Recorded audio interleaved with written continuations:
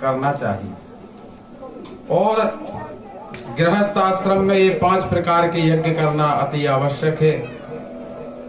तो फिर राजा ने कहा कि महाराज, फिर भी यदि हमसे कोई पाप अगर हो जाता है तो पाप कर्म का फल तो नरक में भोगना पड़ता है, और उस नरक से हमको मुक्ति का अगर कोई उपाय हो तो बताइए। तो सुखदेव जी बोले, नरक से मुक्ति पाने के लिए हम प्रायश्चित करें। कोई व्यक्ति तपस्या करके प्रायश्चित करता है, कोई ब्रह्मचर्य का पालन करके प्रायश्चित करता है, कोई व्यक्ति यम नियम आसन के द्वारा प्रायश्चित करता है। लेकिन मानना यह है कि सबसे बड़ा जो प्रायश्चित है वह है प्रभु के नाम का कीर्तन, संकीर्तन। और प्रयास ये करना चाहिए कि परमात्मा से कुछ भी मांगना ना पड़े। वैसे तो मांगना किसी से भी कुछ भी नहीं चाहिए, और अगर कभी जरूरत पड़ जाए तो दुनिया के लोगों से ना मांगना पड़े भगवान, क्योंकि दुनिया के लोग ऐसे हैं, कहते हैं कि मांगो उसी से जो दे दे खुशी से और कहे ना किसी से।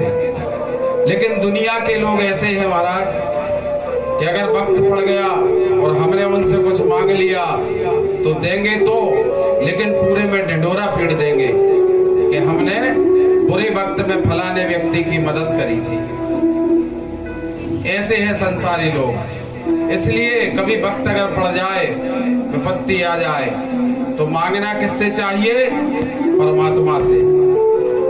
दोनों हाथ झोली फैला करके मांगना चाहिए, अधिकार है, और वो देंगे भी। विश्वास, अपनी भक्ति पर जिसको विश्वास होगा, अपने भजन पर जिसको विश्वास होगा, उसको परमात्मा कभी खाली हाथ नहीं जाने देगा। तो आचार्य सुखदेव जी का कहना है कि एक बार भी जिसने अपने मन में भगवान के चरणों की छवि को लगा लिया, वो सपने में भी नरक के दर्शन कभी नहीं कर सकता। उस यमराज की यमपुरी के दर्शन सपने में भी नहीं होंगे। बस भगवान के प्रति अपना मन लगा लो।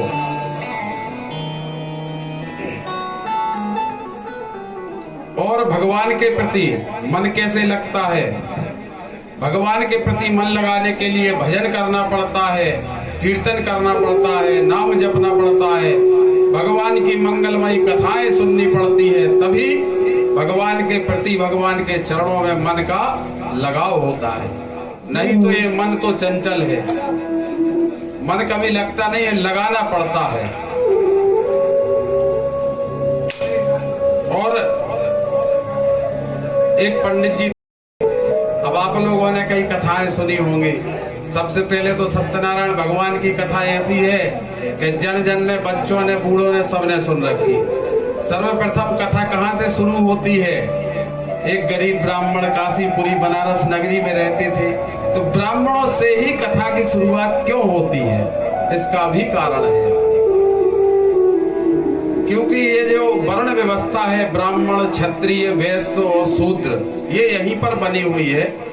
भगवान के यहाँ, परमात्मा के यहाँ से कोई नहीं आता, वर्ण व्यवस्था यहीं पर है। लेकिन फिर भी वर्ण व्यवस्था होने के बाद जिस वर्ण में जिसका जन्म होता है, जिस कुल में जिसका जन्म होता है, उसके लिए नियम बताए गए हैं, धर्म बताए गए हैं। भाई ब्राह्मण का क्या कर्म है, क्षत्रिय का क्या कर्म है, वैश्य का क्या कर्म है, का क्या कर्म है, सबके लिए निर्धारित किया गया है। ब्राह्मण का कर्म और धर्म क्या है? भगवान की पूजन पाठ करना, लोगों का हित करना, कभी किसी के अहित नहीं करना। इस प्रकार के ये नियम बताए गए। तो सबसे पहले ब्राह्मण को सही मार्ग पे चलने के लिए हर कथा में बताया गया है। ब्राह्मण सही मार्ग पर चलेगा तो पीछे पीछे बाकी के वर्ण व्यवस्था जो है वो सभी लोग उसके पीछे चलेंगे। आगे किसी को तो होना पड़ेगा। तो भगवान ने भी ब्राह्मण को ही आगे किया है। तो ये वर्ण व्यवस्था की बात हुई। क्षत्रिय का कर्म है रक्षा करना बल के द्वारा। और भक्त अजामिल बड़े विद्वान पंडित थे, सब जानने वाले थे, पूजन पाठ इत्यादि करते, बड़े सुंदर सुशील। उनकी एक सुंदर पत्नी थी और शास्त्रों को जानने वाले। हमारा जो मन है, बार बार बोला गया कि मन को भगवान के चरणों में लगाओ, मन को भगवान के प्रति लगाओ, परमात्मा में लगन लगाओ। लेकिन ये जो मन होता है ना, इसमें प्रवेश करने के दो द्वार होते हैं। दो द्वार कौन कौन से हैं? एक सबसे पहले आंखें और दूसरे कान। ये आंखों और कानों को जिसने अपने बस में कर लिया, मानो उसने अपने मन पर विजय प्राप्त कर ली। अब आंख और कान का काम क्या है? कानों से गंदा नृत्य, संगीत, कई प्रकार की बातें हम सुनते हैं। कानों से सुनने के बाद वो सारी बातें और सब चीजें अंदर प्रवेश हो जाती है। आंखों से कुछ गंदा चित्र विचित्र देख लिया तो मन में काम की प्रविष्टि हो गई। इसलिए आंखों और कानों पर जिसने काबू पा लिया, वो गृहस्थ जीवन में रहकर भी परम संत होता है।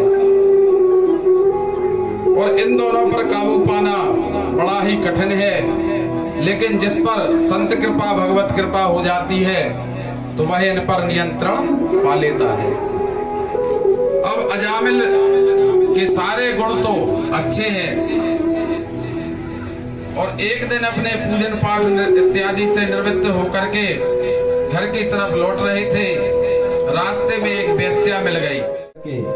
और ये किसकी पूजा कर रहे हैं, क्या चल रहा है? इंद्र क्रोधित हो गए कि मेरा अपमान हो गया।